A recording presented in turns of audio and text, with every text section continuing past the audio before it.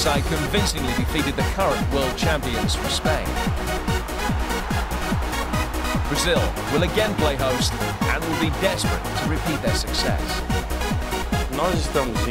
স্বপ্ন দেখিয়েছিলেন নেইমার, ষষ্ঠবারের জন্য বিশ্বসেরা হবে দেশ।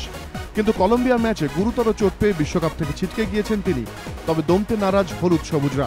নেইমারের সেই স্বপ্ন পূরণের প্রত্যয় নিয়েই এবার শেষ চারের লড়াইয়ে নামছেন স্কোলারির ছেলেরা। সেমিফাইনালে তাদের প্রতিপক্ষ জার্মানি। মঙ্গলবার রাত 1:30টায় বেলো হরাইজেন্তে শুরু হবে খেলা।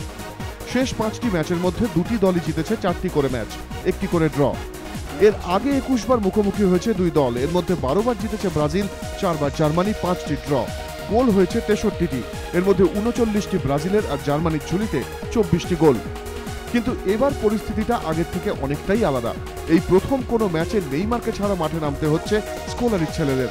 অন্যদিকে সেমিফাইনালের আগে মাইন্ড গেম খেলতে শুরু করে দিয়েছেন জার্মানরাও। তাদের বক্তব্য, প্রদর্শনী ম্যাচ খেলতে আসেননি তারা, বিশ্বকাপ নিয়েই দেশে ফিরতে চান।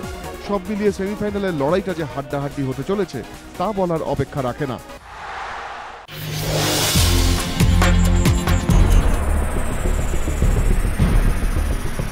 চরম প্রতিহিংসা থেকে নৃশংসভাবে খুন করা হয়েছে কলেজ পড়ুয়া সৌরভ চৌধুরীকে। প্রাথমিক তদন্তের পরে পুলিশ এমনটাই মনে করছে বলে সূত্রের খবর। বামনগাছি কাণ্ডে সোমবার 5 জনকে গ্রেফতার করেছে পুলিশ। উত্তম শিকারী, সুমন সরকার, রতন সমাদ্দার, তাপস বিশ্বাস, পলি কর্মকার। সূত্রের খবর, পুলিশের জেরার মুখে তাপস খুনের কথা স্বীকার করেছে।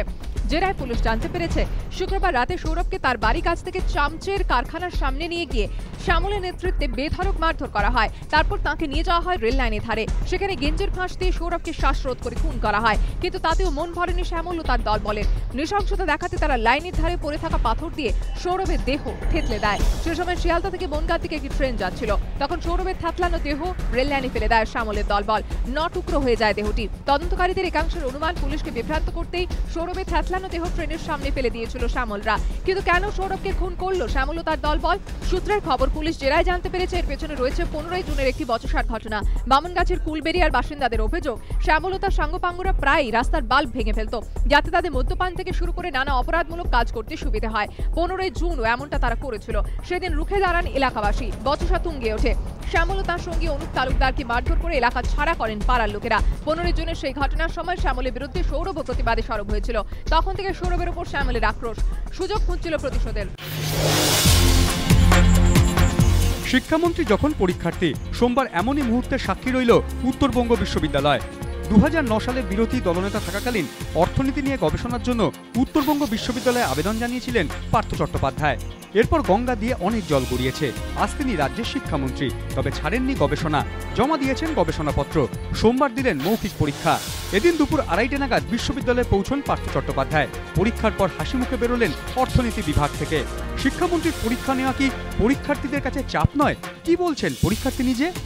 পাশ করার জন্য 75% উপস্থিতি আবশ্যিক। যদিও 50টির মধ্যে মাত্র 2টি ক্লাস করেছেন শিক্ষামন্ত্রী। তাতে অবশ্য তার পরীক্ষা আটকায়নি। পরীক্ষা পর্ব মেটার পর উপাচার্যের দপ্তরের অধ্যাপকের সঙ্গে মধ্যাহ্নভোজ সারেন শিক্ষামন্ত্রী। পার্থ চট্টোপাধ্যায়ের ডক্টরেট হওয়া এবার শুধু সময়ের অপেক্ষা।